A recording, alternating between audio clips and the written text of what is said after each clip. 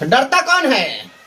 ये हिंदुस्तान की धरती है। हम लोग यहाँ पर इस मिट्टी में ऐसे ऐसे लोग पैदा लिए हैं कि जब मौत भी सामने खड़ी होती है तब भी वह वीर गति को प्राप्त करना वह सौभाग्य समझते हैं, लेकिन वह पीठ दिखाकर नहीं भागते हैं। ये कार्रवाई किसकी औकात है कार्रवाई करने की? हम चुनौती देते हैं। सरकार आज बदल गई है। एक भी शिक्षक पर कार्रवाई अगर करने की हिम्मत है तो करके बता दीजिए। और बिहार का कोई शिक्षक नहीं डरेगा। तमाम शिक्षक साथियों, मैं आपको बताना चाहता हूं, बिहार को मैं बता देना चाहता हूं, सारे शिक्षक साथियों, आपका अगर जमीर थोड़ा भी जगह है तो पटना पहुंचिए। कार्रवाई होगी, देख लेंगे कौन कार्रवाई करता है। और जो लोग भी सोच रहे हैं कि कार्रवाई हो जाएगी, जान लीजिए सारे लोग लड़ाई नहीं लड़ते हैं, सारे लोग वीर नहीं होते हैं। लड़ाई वही लड़ते हैं जो वीर बहादुर होते हैं। जो माँ का दूध पिया होता है वही लड़ाई लड़ता है। डब्बा और हॉर्लिक्स का बॉर्नवीटा पीने वाला कभी लड़ाई नहीं लड़ा है। और हम आपको बता दें कि शोषण हो, अत्याचार हो, शोषण हो और भुजा न फरके, खून न खौले सीने का, भारत माँ का पुत्र नहीं वो होगा किसी कमीने का। भारत माँ का जो पुत्र है पटना में दिखेगा, लड़ाई लड़ेगा, बहादुरी के साथ लड़ेगा। यह जो लड़ाई है अपने स्वाभिमान, सम्मान, अपने डिग्निटी, अस्मिता की लड़ाई है। हमारा संविधान कहता है व्यक्ति की गरिमा और राष्ट्र की एकता, अखंडता सुनिश्चित करने वाली, बंधुता बढ़ाने वाली, बंधुता बढ़ाने के लिए दृढ़ संकल्प होकर संविधान सभा में अपने संविधान को अंगीकृत, अधिनियमित और आत्मार्पित किया गया। उसमें व्यक्ति की गरिमा की बात है।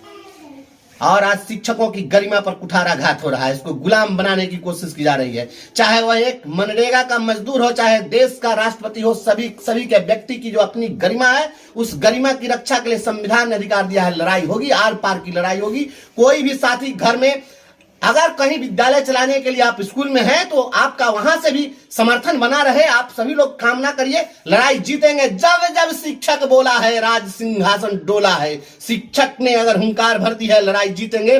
और विश्वास करिए बंशीधर ब्रजवासी, जब जब लड़ाई में अंगदी पांव जमा दिया है, सफलता आपके कदमों को चूमी है। आप सफल होंगे। दुनिया की कोई भी ताकत आपको हरा नहीं सकती है। शिक्षकों को डगमगा नहीं सकती है। यदि शिक्षक ही डर गए तो बाकियों का क्या? शिक्षक तो हर किसी को संघर्ष पथ पर चलना सिखाते हैं। और यदि शिक्षकों के साथ ही जुल्म हो, शिक्षक ही अन्याय को सहने लगे, शोषण में जीने लगे, तो बाकी समाज का क्या होगा, इसका अंदाज़ा लगाना मुश्किल है। शिक्षक अब जाग चुके हैं, अन्याय और शोषण के खिलाफ एकजुट हो चुके हैं। अभी आप वीडियो के शुरू में क्रांतिकारी शिक्षक नेता बंशीधर ब्रजवासी की बातें सुन रहे थे। और जिन्होंने भी उनकी बातें सुनी होगी, उनके अंदर का शिक्षक जाग गया होगा। वे निश्चित रूप से कल 13 फरवरी 2024 को बिहार विधानमंडल के समक्ष जो विराट प्रदर्शन शिक्षकों का होने जा रहा है, उसमें शामिल होंगे। ब्रजवासी जी की बातें सुनकर अच्छों का जमीर जग गया होगा। और जग जाता है। जो उनका अंदाज है कहने का, वो टीचर की वास्तविकता, शिक्षकों की वास्तविकता जो है, उसको रूबरू कर रही है। तो आप यकीन मानिए, कल ही आपकी लड़ाई की जीत हो जाएगी। जिस तरीके से आपने मशाल जुलूस में अपनी एकजुटता को दिखाया, और उस एकजुटता को देखकर विभाग और सरकार दोनों सहम गई है। इसलिए तरह तरह के हथकंडे अपना रही है आपको डराने के लिए। लेकिन आपकी लड़ाई संवैधानिक है, लोकतांत्रिक है। डरने की जरूरत नहीं है। बिल्कुल निडरता के साथ अपने अधिकार की प्राप्ति के लिए पटना पहुंचिए।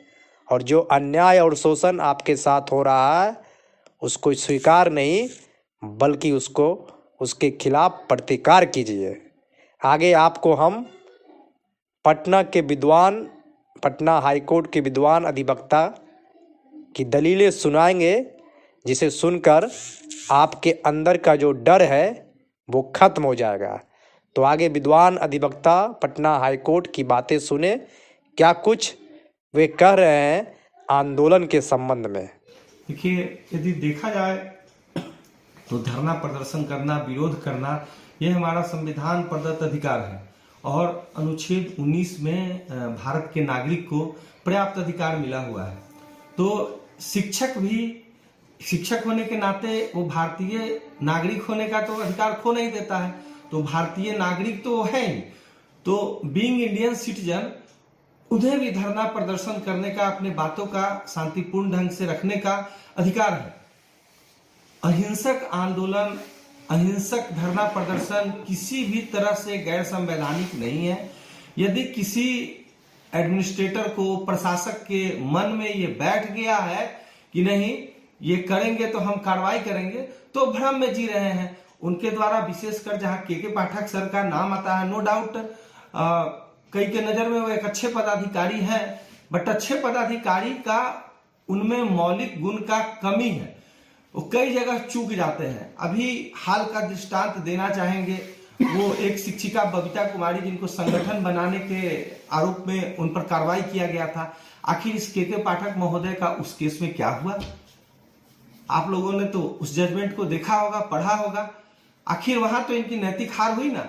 ये बार बार ये उटपटांग आदेश, गैर संवैधानिक आदेश निकालने के आदी रहे हैं। जिस भी विभाग में गए वहां इनका विवाद इनका पीछा नहीं छोड़ा है। ये विवाद इनका पीछा नहीं करता है, ये विवाद का पीछा करके विवाद को पैदा करते हैं, कर्मचारी सबको अनावश्यक हरास करते हैं और इनको साइलेंटली मॉडिफिकेशन इनको पसंद ही नहीं है। इनका उद्देश्य होता है डिस्टर्ब करना। तो अपने यूसी मिशन के अनुसार यहाँ भी विभाग में